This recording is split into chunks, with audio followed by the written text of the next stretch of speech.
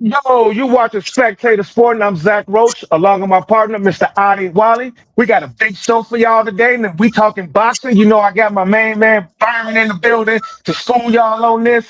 Man, before we get into this, make sure you go to Spectator Sporting YouTube page, subscribe, like, comment, keep running them numbers up on TikTok.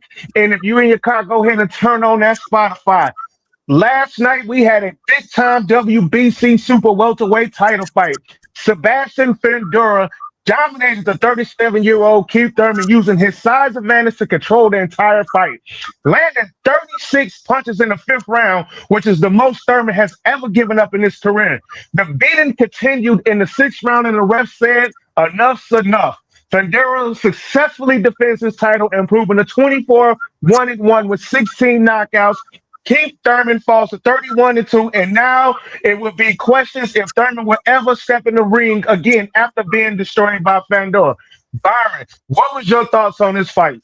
I thought Keith Thurman had an ass game plan. He had the worst game plan that I've ever seen as far as an opponent for Fundora.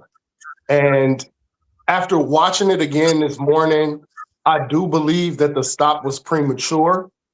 And it was just the aesthetics, and also the fact that the PBC broadcast was kind of calling for a stoppage in round 5. They were just constantly stoppage.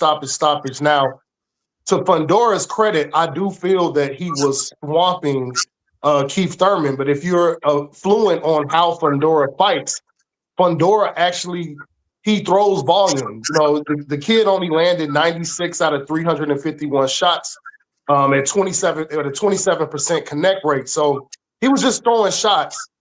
But the problem was Thurman had no response. And circling to Fundora's left, it made no sense. His corner was telling him to stop doing it. He continued to do it, and it just seemed like Fundora threw his right jab out there to kind of make Thurman move to his left, where he could just, pile up power shots, because that's the story of the fight. Fundora landed 64 out of 129 power shots at a 50% connect rate. So while I feel it was a premature stoppage, I think the referee was validated, because you're seeing a 37-year-old guy eat these power shots, and he wanted to protect the fighter. So it's just a matter of opinion. For me, I would have liked to see it go a little while longer, but boxing safety, protecting the fighters, I still think it was a righteous stoppage. But Fundora swamped the guy with a horrible game plan, and he came out on top. Definitely. Fundora was just careful with using that size advantage. And Byron, I was like you at first when it first happened. I was like, they stopped it prematurely, but now having to reflect on it and think about it, they probably saved Keith Thurman from a lot of damage because he wasn't protecting himself. Talk to me about this fight. What did you think about this fight? Yeah, and you look at his face; it was bruised up. He was bleeding. That left eye was bleeding, and it was not looking good for him. So, the ref stopping the fight, I agree with it. Keith Thurman was really mad about that the ref stopped the fight. He wanted to go out on the shield, but his face was bruised up and bleeding a lot. So, and I think it really was. I think he didn't have an answer. Thurman only threw 119 shots.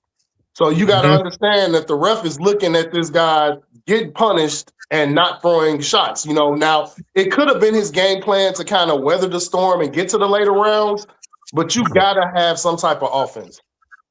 Yeah, it was the least amount of punch attempts in Keith Thurman's career through the first 6 rounds of his career. Yeah. That was the least amount of output he put out in his entire career, 6 rounds. Right.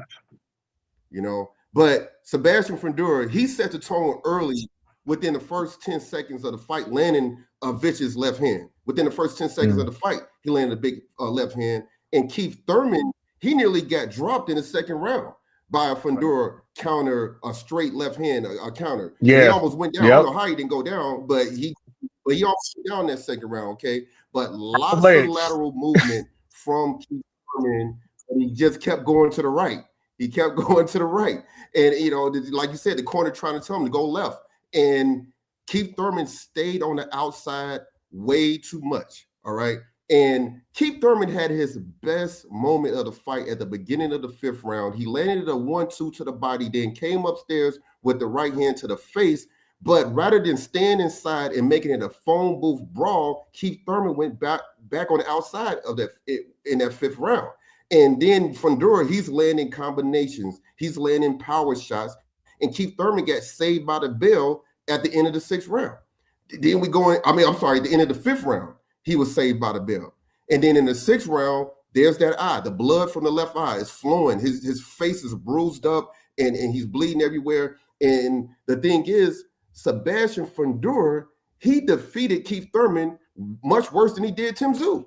And that's crazy because after Keith Thurman was at the Tim Tszyu fight, Keith Thurman was at the rematch of the Tim Tszyu fight, and he was talking mad shit about Tim Tszyu, saying what he should have did, and pretty much down in Tim Tszyu. And then he come and fight Fundora and lose much worse than Tim Tszyu did. Okay, that was, like I said, that was the lowest output that Keith Thurman did in his entire career. And Fundora, he's the man at 154 now. I think what matters is, you know, where Fundura's, you think you have a plan to fight Fundora till you actually see that 6'5" frame up close and personal, and you realize, you know, and it's just, you know, you don't realize how tall and how long his arms is until you actually in the ring, and I think it's actually, I think Thurman was actually stunned and was not even prepared for how big Fundora really is. What y'all say to that? This is my thing. I think Fundora can be hit to the body. I think he can get work to the body, and I think a Jermell Charlo would fight him way better. You know, I got to see Earl Spence, but I think somebody with a good, strong jab to the body. Because here's the thing: you are not going to beat Sebastian Fundora by trying to catch him with looping shots early in the fight. And I thought, you know, to Fundora's credit, I think he mastered the space between him and Thurman. And what I mean by that is when Thurman did try to jump on the side, he had a shot waiting for him every single time. And the jab didn't look as good as it did in the first fight, but he used it to his advantage. He used it to funnel him to the left so that he can set him up with power shots. And whenever he tried to, you know, but the thing is, it was Thurman's offense. He threw 25 power shots and only 3 jabs. So that's 28. So Thurman's just came in there with one thing on his mind, and that was to catch him with a looping right hook and try to knock him out. And the thing is, like Fundora was saying in his buildup, I'm getting smarter every fight. And he's understanding that guys, the only advantage that they truly have is to make him get on the inside and to get into those dog fights. But Fundora wasn't going for it. You know, every time he would get clipped with a shot, he would get back to that distance where he was comfortable and continue to punish Thurman. You know, I won't call him the man at 154 yet because, again, this is Thurman's second fight at 154. And this fight happened a year later than what it previously should have been. This guy's 37 years old. So I want to see him against a young champion. I want to see him against a Boots Ennis. You know, but again, we have to see the direction of the PBC. This is another protective agency, but you know, as far as announcing that he is the man at 154, you know, you got a possible Zayas versus Ennis fight, and I think whoever comes out of that with the belt is going to say, I'm the man at 154. So I think Fundora needs to, because he did duck Bud Crawford, you know, he did duck him. I think it's time for him to fight a legit champion, you know, at 154. And, you know, now that we got this Keith Thurman stuff out of the way, it's time for you to fight somebody legit. But he has the skill set. Like I said before on the show, I had the prediction wrong, but it's hard to beat an 80-inch jab. I don't care what division you in. Man, it's hard to beat an 80-inch jab. And so I just want to see him press himself. But again, this game plan was so bad by Thurman. It was so out of character. I just couldn't believe I was watching, you know, this, because ring IQ Thurman, you know what I'm saying? as far as Hall of Famers face, Thurman. Better competition, Thurman. But what he put out there, like, you know, what Adi said, to go out there and trash Tim Tszyu and then have a performance worse than Tim Tszyu, it makes you look real bad. Nah, so Byron, you kind of touched on it. So, like, okay, so Fundora, last two title defense fights, magnificent. We could say whatever what happened with the other fighters, but he dominated both these fights. And we don't know if he's going to be the man at 154, Adi. But what is next for Fundora? What do you see? What do you see happening next for Sebastian as he's dominated his last couple championship fights at 154? Well, I just want to say the reason why I say he the man. Reason why I say he the man at 154 is because I feel like he got the best resume of all these people. He got a better resume than Boots Ennis or Xander Zayas, even though Xander Zayas got 2 belts, but his resume, 2 wins over Tim Tszyu, and you beat Keith Thurman, you take Keith Thurman out, he got the best resume. That's why I say he the man. But now, Fundora, now there's another guy who got some good wins. He got a win over Israel Madrimov, Erickson Lubin, Serhii Bohutuk, the WBC interim champ, Virgil Ortiz Jr. And like Byron was talking about going to the body. Virgil Ortiz loves to go to the body. And I think that would be, I would love to see that fight, but the Golden Boy. Here we go. I mean, it has to be said. It has to be said. That fight might not happen. I'm tired of Golden Boy, man. They got to fight, man. Go ahead. I'm so tired of hearing about how Golden Boy stopping fights, but go ahead. Yeah. So I would love to see that fight, but the Golden Boy and Virgil Ortiz, they go into the court system, the legal affairs, and this and that. So we just got to wait and see what the judge and the jury, whatever they're doing. Hopefully it ends soon and we can figure out what's going to happen with Virgil Ortiz Jr. because he has some momentum going in his career. Now, there's the former undisputed 154-pound champion, Jermell Ironman Charlo, has been talking the talk, and he called out Fundora. He said that's his belt because he never lost a belt in the ring. He only lost his belts because he went to fight Canelo. And so he wants to fight Fundora, but he hasn't fought in 2.5 years. I don't believe him. And Fundora, he should fight the winner of Boots Ennis versus the Puerto Rican star and unified champion Xander Zayas. What I'm saying? They supposed to fight at the end of June. Okay, so I would love to see Fundora at that fight and calling out whoever the winner is of that fight. But now Sebastian Fundora, he has evolved. He is not the same fighter that got knocked out by Brian Mendoza. He is not the same fighter that got that split decision victory, that bloody fight in that first fight versus Tim Tszyu. But I'm going to agree with Byron. He needs to still prove himself. Even though I think he's the man at 154, I still think he needs to prove himself because people can say, hey, Tim Tszyu was a wounded warrior. Okay. So he was a wounded warrior. And then Keith Thurman, 37 years old. That was only his 3rd fight in 6 years. You know what I'm saying? And he was 37 years old. He's washed up. Now's the time. Boots Ennis, Xander Zayas, Virgil Ortiz. That's the top 3 right there. Yeah. And it's sad how Virgil Ortiz, because I do agree with you that Virgil Ortiz is just one of the bright champions at 154. But as I've stated on this channel before, Oscar De La Hoya is the devil when it comes to the sport of boxing.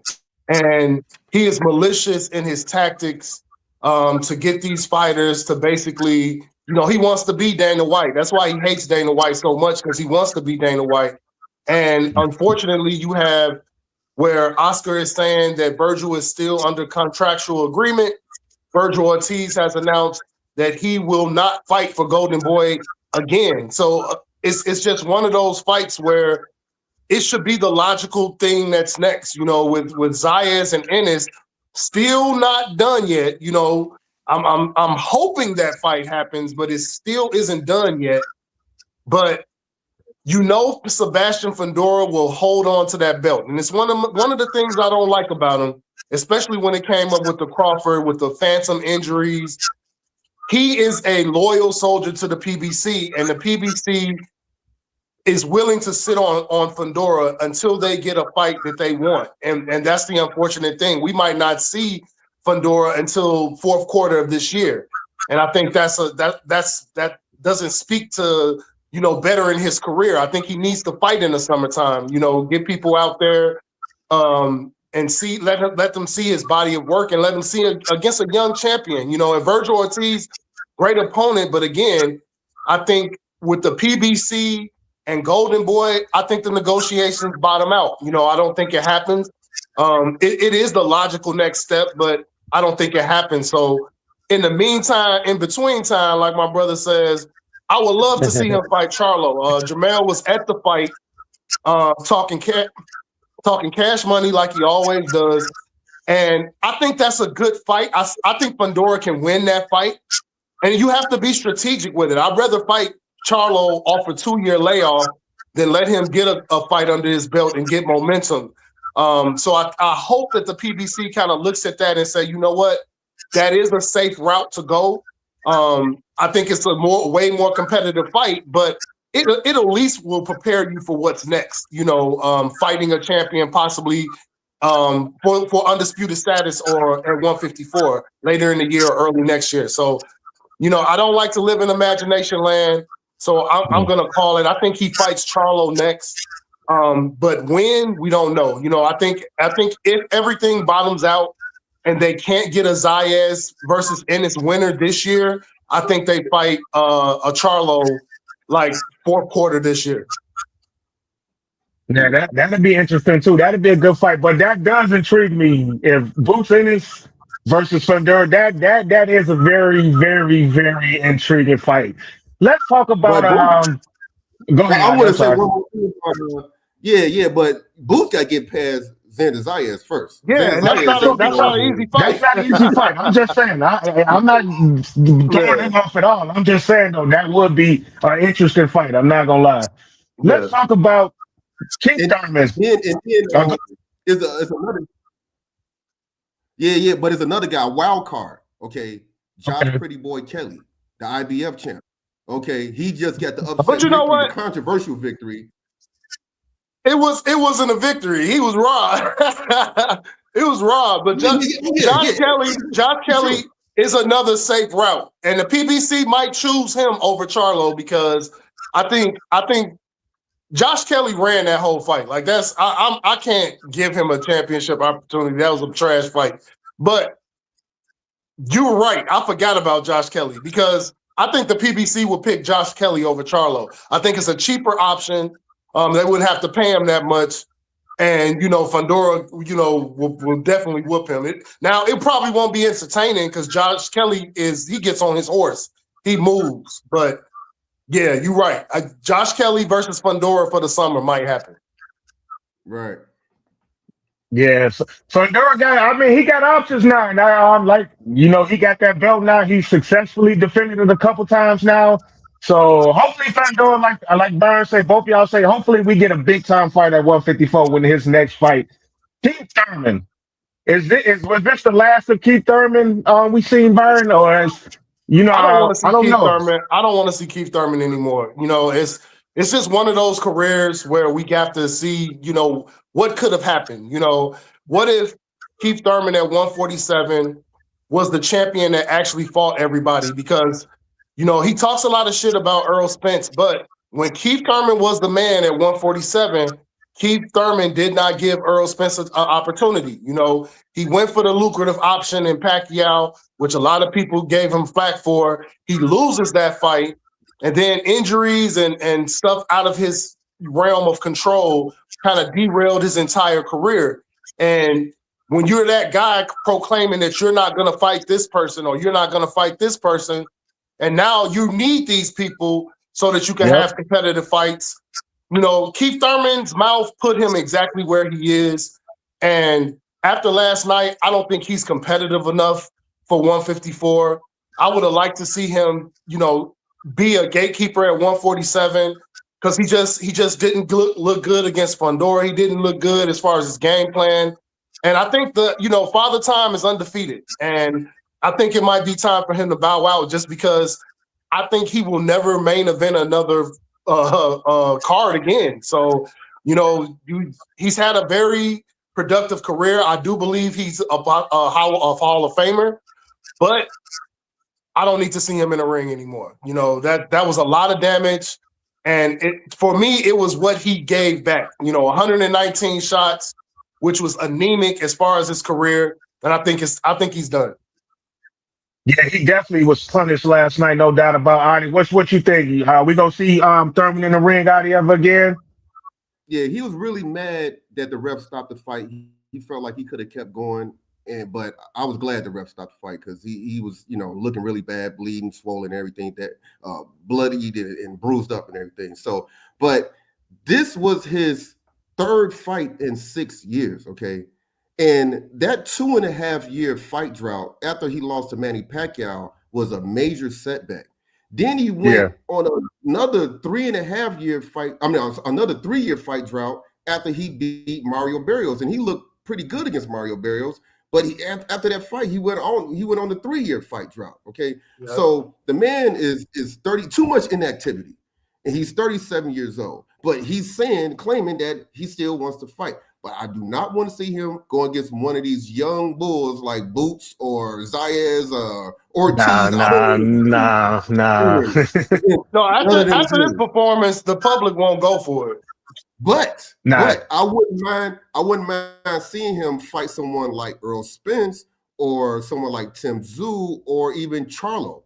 I would watch that. I'll watch like him fight one of those guys. It's like, okay, let's see, because maybe he don't want to go out like that. Maybe he don't want to go out like he did last night, and he wanted to just have a better showing. And so I would like to see him fight one of these guys who's on the verge of being washed up at the end of their career, like Charlo, Tim Tszyu, or Earl Spence Jr. But no young bulls, nothing like that. Yeah, I think he should go back to 147. If he is hell bent on continuing the fight, he should go back to 147, and he'll have a better opportunity probably catching a champion or getting a championship opportunity at 147 than he will at 154, because I got to disagree with you. I would rather see Earl Spence versus Tim Tszyu as opposed to see Earl Spence versus Keith Thurman. Keith Thurman, I mean, you saw Tim Tszyu against Fundora. That's going out on your shield. Like a competitive fight where the guys are, making it, trying to kill each other. But this was just a tactical mistake by an old fighter, and you shouldn't be rewarded for it. So, but I think at 147, with the players that's at 147, he can still get a good fight. He can still get a good fight. I think that's his weight. He just didn't look good against a champion at 154. Go back to 147, get on a couple undercards. But again, like you said, Adi, the guy is inactivity is what killed his career. And so if you're talking about getting destroyed this year and not fighting again next year, where you're 1 year older, 1 year slower, like it's time to hang it up. He has a mouthpiece built for TV. I'd love to see him as a commentator, love to see him as an analyst. So I think it's time for the next part of his career, go into the analytics of boxing, because he's very intelligent. But again, I just don't see him being competitive in this sport anymore. Definitely. And let's give Fundora credit, because he showed you that Thurman don't need to be in these type of fights no more. So you just got to give him credit for that.